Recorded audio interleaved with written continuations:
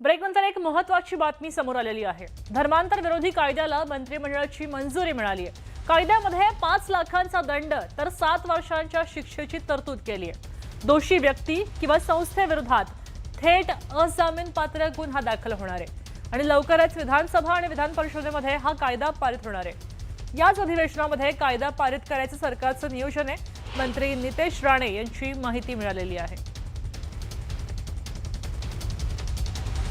आपण पाहतोय काही दिवसांपूर्वी ज्या प्रकारे लव जिहादची प्रकरणं समोर आली होती आणि त्यानंतर धर्मांतर विरोधी कायदा हा पारित करावा असं ठासलं जात होतं आणि त्यानंतर तशा प्रकारच्या हालचाली सुनावल्या गेल्या। त्यावर वाद प्रतिवाद होत झाले। मात्र आता ह्याच्यावरचा कायदा पारित झाल्याचं कळतंय। आपल्यासोबत तुषार रूपनवार जोडले गेलेले आहेत। तुषार, याबद्दल अधिक माहिती द्याल? धर्मांतर विरोधी कायद्याला अखेर मंत्रिमंडळाची मंजुरी मिळालेली आहे।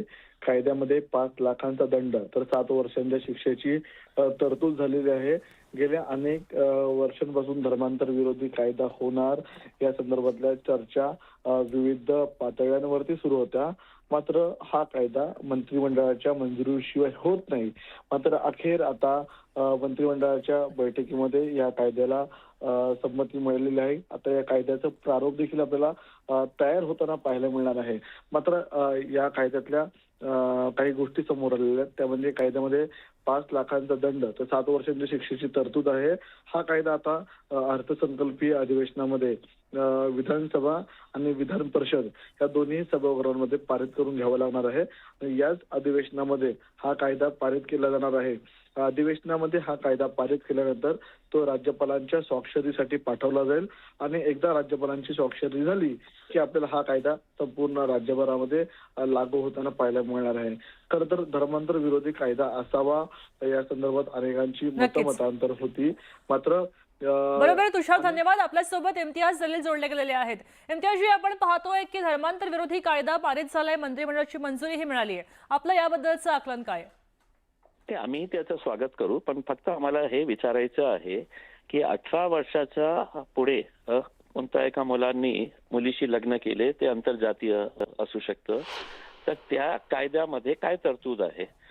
कारण 18 वर्षाच्या नंतर आम्हाला मतदान देण्याचा अधिकार आहे की देशाचा पंतप्रधान कोण होऊ शकतो, मुख्यमंत्री कोण होऊ शकतो, माझ्या जिल्ह्यातला खासदार आणि आमदार कोण होऊ शकतो, हे निवडण्याचा अधिकार जेव्हा 18 वर्षाच्या वर देण्यात आलेला आहे संविधानाने, मग असा कायदा आणून 18 वर्षाच्या नंतर समजा माझ्या मुलांनी एका आंतरजातीय मुलीशी लग्न केलं, तर तुम्ही त्याला फाशीवर लटकवणार का?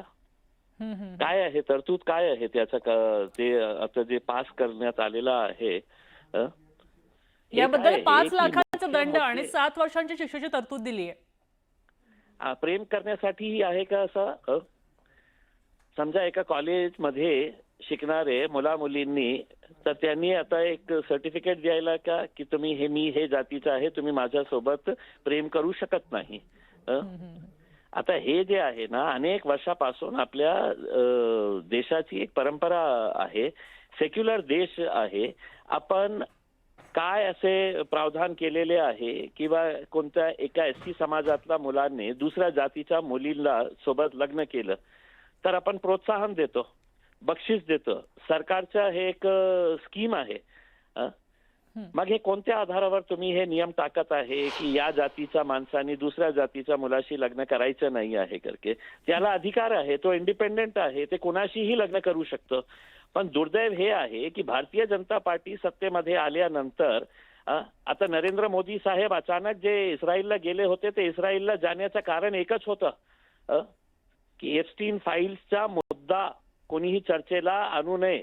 आणि आता महाराष्ट्रामध्ये अनेक सारे मुद्दे आहेत, ते मुद्दे सोडून आता सगळं चर्चा कोणत्या मुद्द्यावर होणार आहे की यांनी हे बिल आणलेलं आहे। आता गेले आमच्या 8 दिवस गेले, आता सगळ्या मीडियाचे गेले, सगळे लोकांचे गेले, याच मुद्द्यावर चर्चा होणार आहे की इम्तियाज जलीलचा मुलगा कोणत्या जातीची मुलीशी लग्न करू शकत नाही, याच मुद्द्यावर चर्चा होणार आहे का नाही होणार आहे? दुर्दैव आहे हे महाराष्ट्राचं की अशा प्रकारचे घाणेरडे प्रवृत्तीचे लोक आज विधानसभामध्ये जाऊन बसलेले आहेत। बरोबर, धन्यवाद सविस्तर माहितीसाठी। तुमचा मुद्दा अगदी लक्षात घेण्यासारखा आहे। धन्यवाद सविस्तर माहितीसाठी। मात्र आता या प्रकरणी नितेश राणे नेमकं काय बोलले आहेत आपण ऐकूया। की आज महाराष्ट्रामध्ये एक सक्षम धर्मांतर विरोधी कायदा हा कॅबिनेटमध्ये पास झालेला आहे. धर्म स्वातंत्र्य अधिनियम 2026 या अंतर्गत ज्याचा लवकरच काही तासामध्ये GR निघेल.